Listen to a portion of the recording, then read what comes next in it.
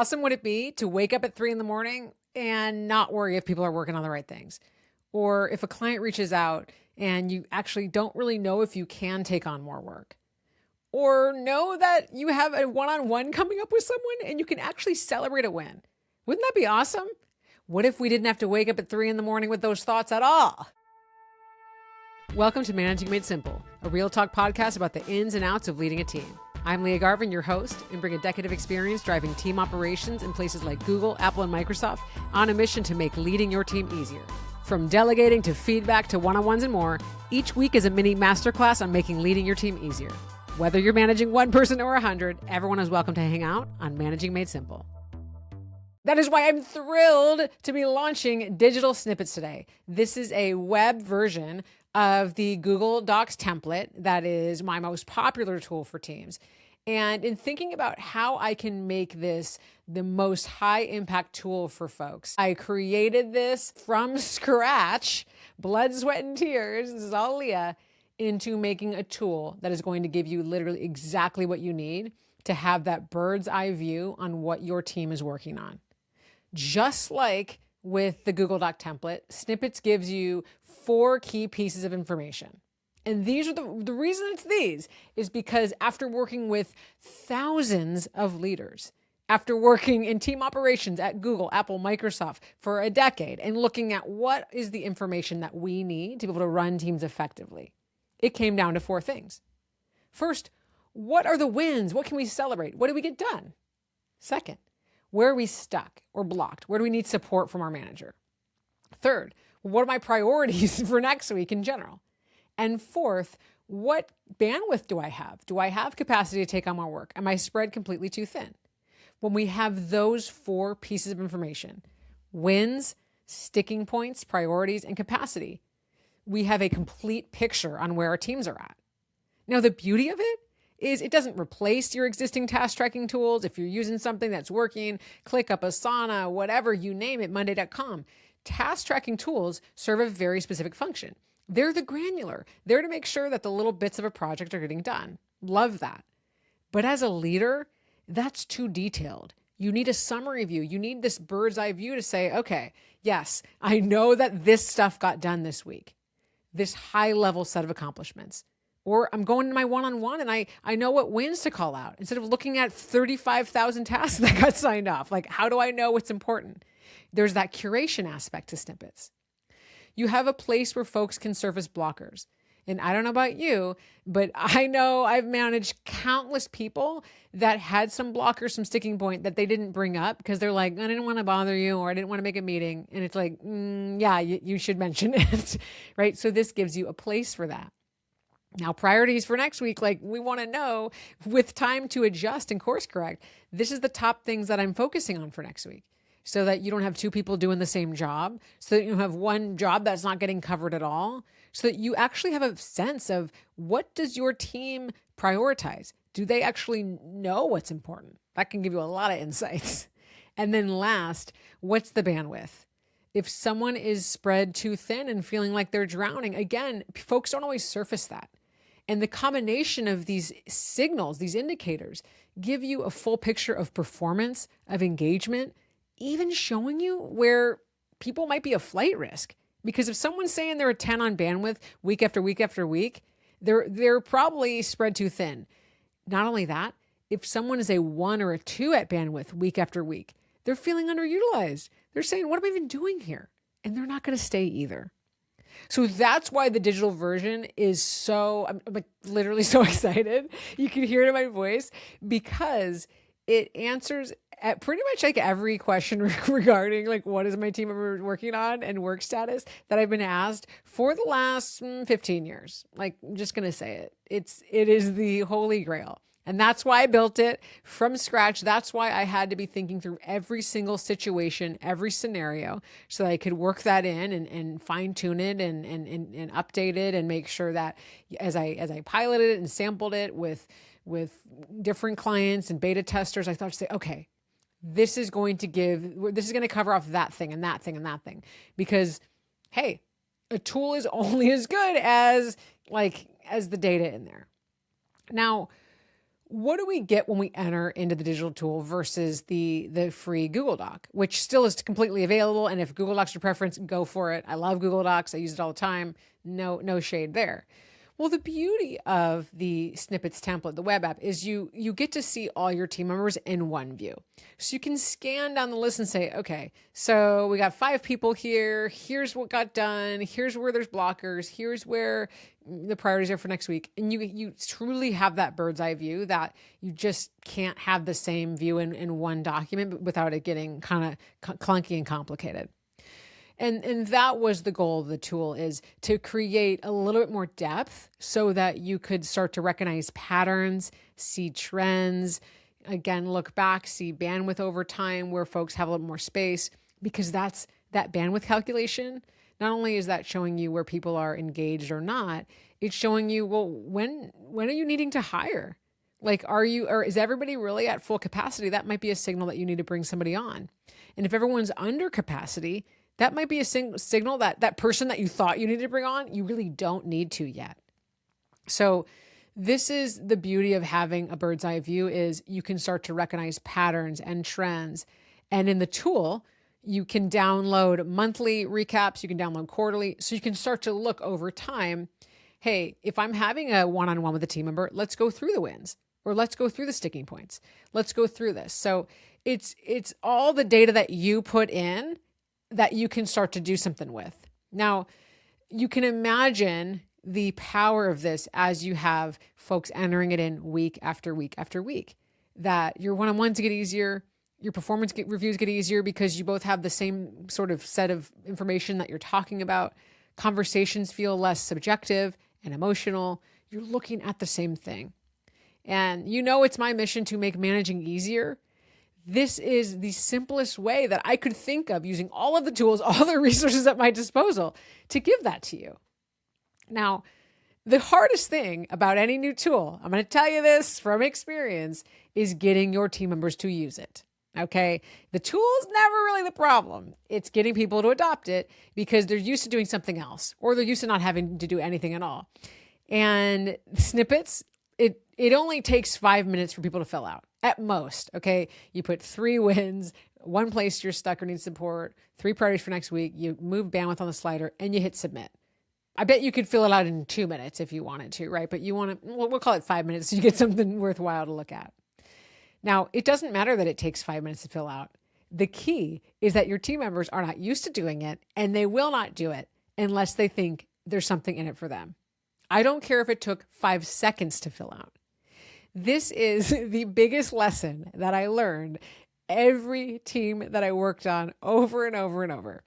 And it started when I worked on the HoloLens team at Microsoft. So I'll take you way back years and years ago. I had joined the HoloLens design team, and we were getting ready for a huge demo where they're going to announce the HoloLens to the world at the Build conference.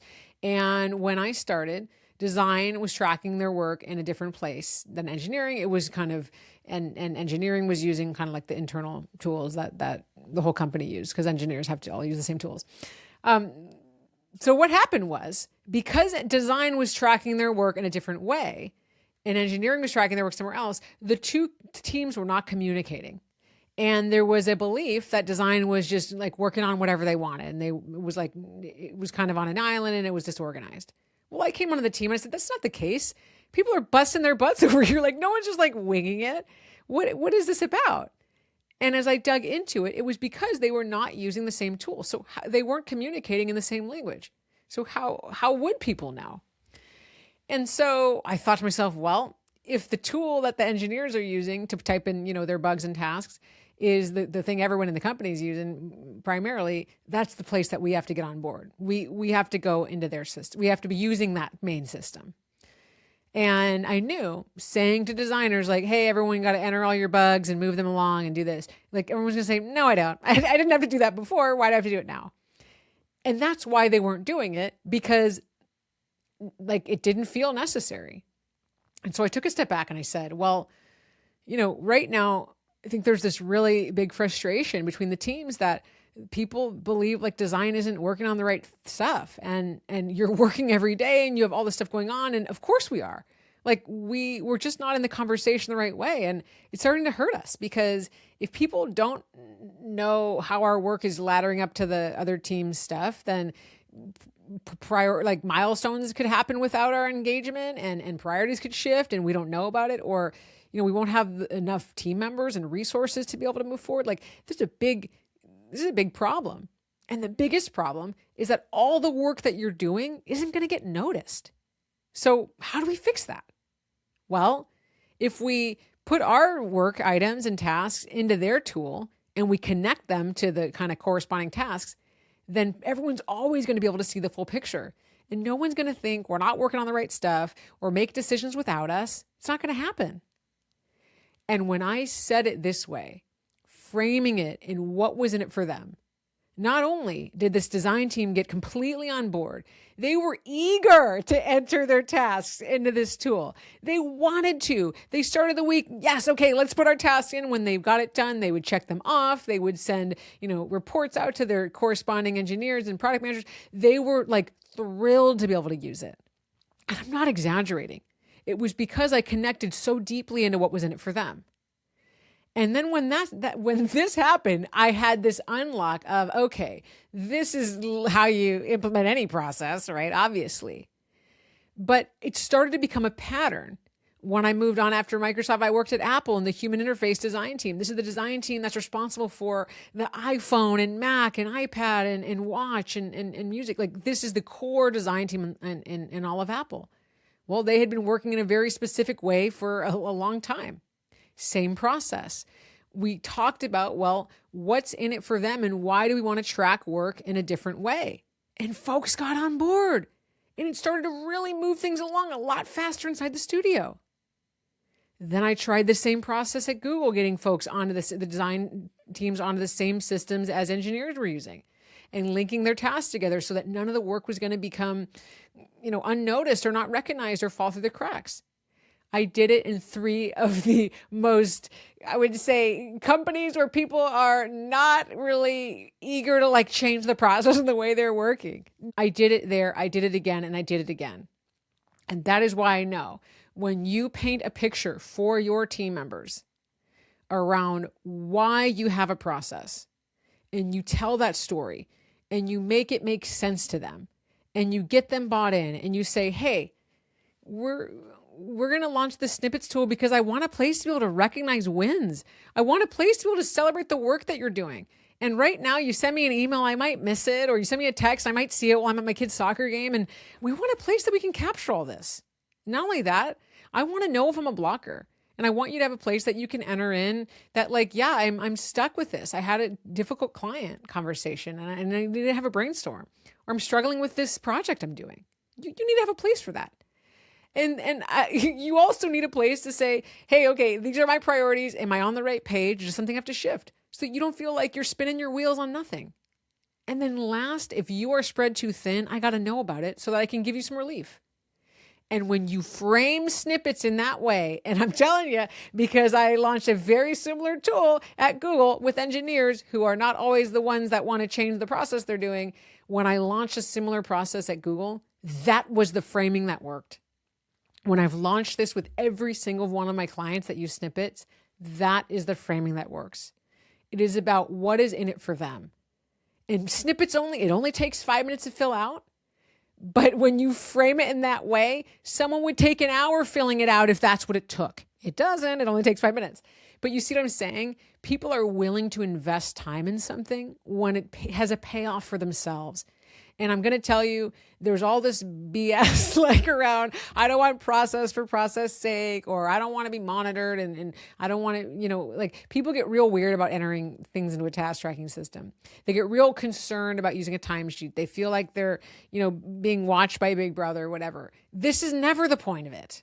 I don't know, whatever, maybe people worked in a company that was the case, but this isn't your company. You just want to be able to support them and you want to be able to know that people are working on the right things. So if you're feeling I don't want to cause thrash, I don't want to introduce something that people think is monitoring them, it's you've got the framing all wrong, because that's not what a work tracking tool is for. A work tracking tool is for clarity. And that is what like the underlying premise of Snippets is about. It's giving people that clarity so they feel like, okay, I have a place I can talk about what's going on in my job that's not so granular. And you as the leader, oh my gosh, like for you, I think you've already understand like the benefits are endless. But why would you like have this tool? Why would you sign up for Snippets? Is because this is the peace of mind that you have been looking for. Of, I don't want to micromanage, but I don't want to be in the weeds, but I don't want to ask about this, but I'm really nervous. I don't know if I should hire, like all the second guessing. This is where we start to resolve it. And what's awesome about it is clients, they bring me their monthly reports and they say, hey, let's sit down and look at this. So they download it right from the tool and we look through it and we start to analyze trends and patterns and say, okay, well, gosh, this person's had a ton of wins. Like I think that they may be able to lead this next project here. Or this person keeps getting stuck on the same things. I think we might have a training opportunity. So this is the beauty of it. When you have the data, you can act on it. And it's just like, you don't have that right level of detail in the task tracking tool. And we can't keep all of it in our head from our one-on-ones. So this is the answer. All right. I cannot wait for you to check out Snippets, leahgarvin.com/snippets. We still got the Google Doc version if that's your jam. And you also have the option to upgrade to the web app where you're going to get all these insights, have all of this data that we can analyze and then make decisions from. All right. leahgarvin.com/snippets. I cannot wait for you to dive in and really start to unlock all of these patterns. All right. See you next time. Thanks for tuning in, and I hope this podcast makes leading your team feel just a little bit easier. If you liked this episode, check out my most popular tool for staying in the know of what your team's working on without having to micromanage at leahgarvin.com/snippets. And if you're looking for more support for yourself as a leader or for the team you're managing, don't hesitate to reach out at leahgarvin.com. See you next time.